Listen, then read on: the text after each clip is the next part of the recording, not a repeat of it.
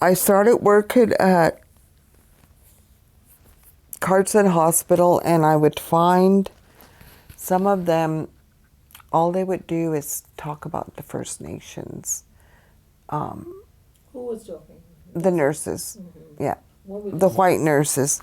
They would sit together and kind of like Would they say include this you? and that about them. No, because I was just kind of new there, hey? So I was like, a few times I'd kind of get, not into an altercation, and I'd be just like, well, that's not very nice what you're saying, you know, and things like that. And I'm like, well, I didn't come here for them. I came to learn for myself and advocate for my people that do come to this hospital. So I really thought about it, and I'm like, what's that? How did they receive that?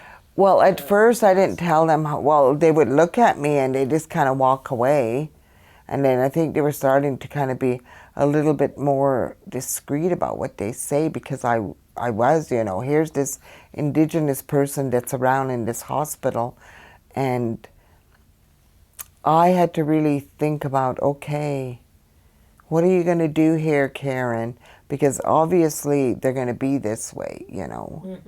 And are you going to fight every battle? Are you going to be angry over every, you know, every little thing?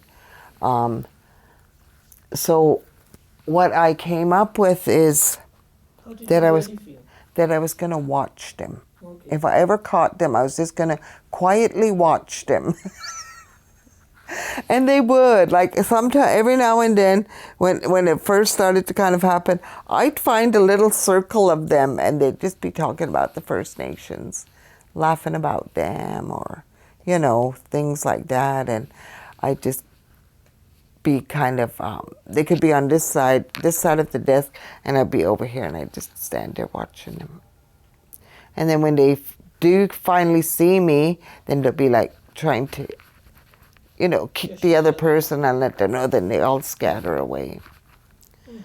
So, like I said, once I started to not, I guess, to me, I felt like I'm not giving them my power. So, say they did have a heart attack or a stroke, 911 would be called from their house or whoever their family is. We wouldn't go there because it's EMS's job. We took care of them post-hospital. So for the home care, it was post-hospital, whether they were dressings. And I enjoyed working at Bigani because we also did some central lines and the PIC lines.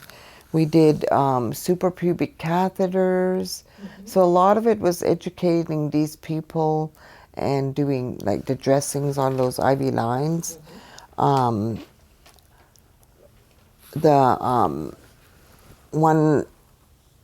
we started teaching them, and in our culture, the families are really modest around one another. Like as a daughter, I couldn't just go take care of my dad's suprapubic catheter, although I'd probably be so insistent because I'm a nurse, eh? But yeah, you'd see kind of that, and then you worked through even that with them, hey? And then we'd help them work through around those issues and stuff like that. So it wasn't just doing the nursing care, it was social issues, everything that we dealt with, hey? So I liked the home care, and then Because it's yeah, care. because I did the hospital, and I learned like all the tests, different treatments, things about IVs and all of that. So it carried so smoothly into home care. And we did like some of the stuff we could do at home, whereas I kind of noticed that when I went back to Blood Tribe that their home care never really did stuff like that. We worked well with the Pinch Creek doctors.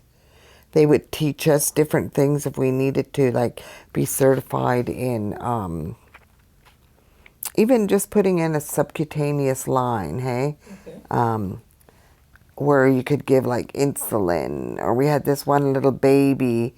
We needed that one special. It was like a sub-Q line, but it was called a different thing. We actually had to go and get it at Children's Hospital, and the doctor showed us how to put it on.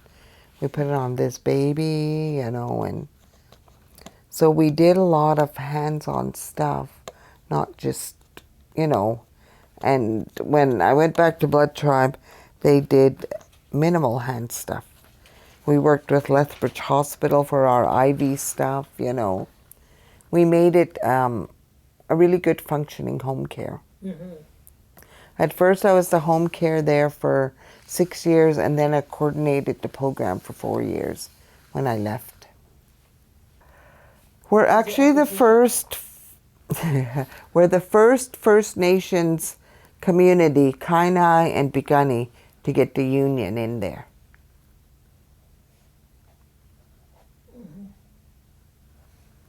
And I don't know if there's been other reservations right now, like across Canada, but I think here on this side, Treaty 7 area, I know we're the first. So there should be a special record somewhere in UNA that says, that recognizes this. Yeah. That Because I remember when we Indigenous, first came, UNA, yeah, when we first came First Nations. to AGM, that I'm When thinking, did you first come to AGM? I'm almost thinking it was 2011 or 2012. You know, time flies sometimes, but I think it might be 2012. Because I just know that this is our third contract we negotiated with them. I think the first one, so if it is, yeah, it's got to be 10 years. You know, you try to think back, but we've had 3 contracts with them. But yeah, so when they came in, everybody was like this and that, and not just us. Us nurses were happy about it, that, you know, we're going to have some kind of support system, representation for any grievances or stuff that, you know, we needed help with, and especially monetary. You know, monetary is always in there. So we did get it, and Blood Tribe Department of Health was so mad at us RNs. They did not like it that the union got brought in, because then they had to pay us what we were worth. We were like $5 less than any other nurse if you worked on the reserve. And you know what their excuse was? You don't pay taxes on the reserve. So that's why we had to work $5 less than any other paid nurse.